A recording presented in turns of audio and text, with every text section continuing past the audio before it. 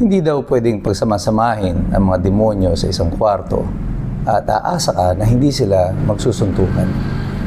Hindi ka daw pwedeng humiga sa isang libingan na puno ng ulupong at aasa ka na hindi ka matutuklaw. Yan yung mga kasabihang nadidinig ko nung ako ay bata pa. At kamakailan lamang, nakikita natin na mga kasabihan na yan, tila nagkakaroon ng mga katotohanan. Kagabi, bumulaga sa sambayan ng Pilipino ang isang video mula kay Martin Romualdez na tila sinasabi na niya at nagtuturo na siya na hindi siya ang may pananagutan dito na sa mga naganap na nakawan sa flood control. Ang implikasyon nito ay Executive Department ang sinasabi niya. Although hindi niya binabanggit ang pangalan ni Marcos, definitely when you mention Executive Department, that goes all the way to Ferdinand Marcos. Anong nangyari? Bakit parang tila nagigiba ng unti-unti ang pader ng Malacanang? Pag-usapan po natin yan. Ito po muli si Attorney Michael Perario. Well, actually, kung matatandaan ninyo, nung Mayo pa lang, after ng election last year, sinabi ko na noon na yung cracks sa pader ng Malacanang ay unti-unti nang lumalabas. Alam na natin ito. We have predicted that this is gonna happen. But this is the biggest part of the wall ng Malacanang that has so far fallen.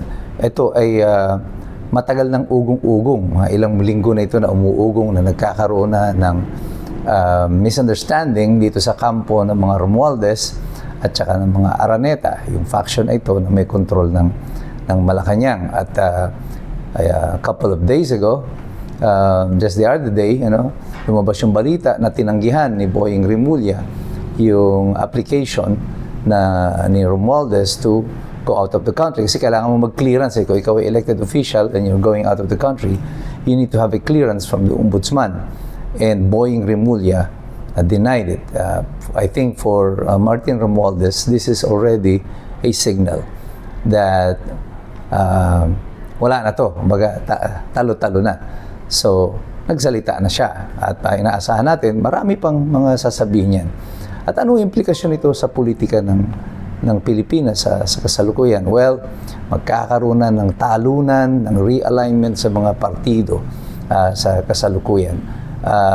But definitely, slowly, itong si Romualdez is being eased out. Parang siyang inilalabas na doon sa main loop of Malacanang.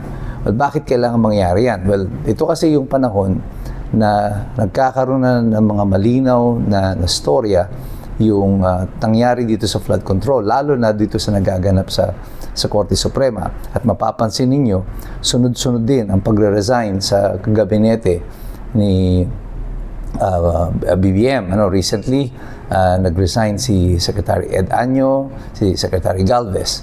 And now, ito na naman, si Romualdez apparently he's not resigning from Malacanang, kasi he's not part of the executive department, but he is definitely removing himself away from the inner circle of Malacanang at the moment. So yung rift na ito would have to reverberate all the way to the House of Representatives. Magkakaroon ito ng effect whether they like it or not. Gusto man nila itong itago o hindi, magkakaroon ng adverse effect yan. But there will still be a ruling majority in the House. But it will definitely be weakened. Magkakaroon na kasi ng hiwa-hiwalay na faction. And it will also translate hanggang sa ibaba. Kasi sa ibaba, although they are part of the majority party, pati mga local party sa baba, mga local officials, hiwa-hiwalay din sila ng mga partido. So magkakaroon yan ng negatibong effect insofar as the solid political alliances are concerned.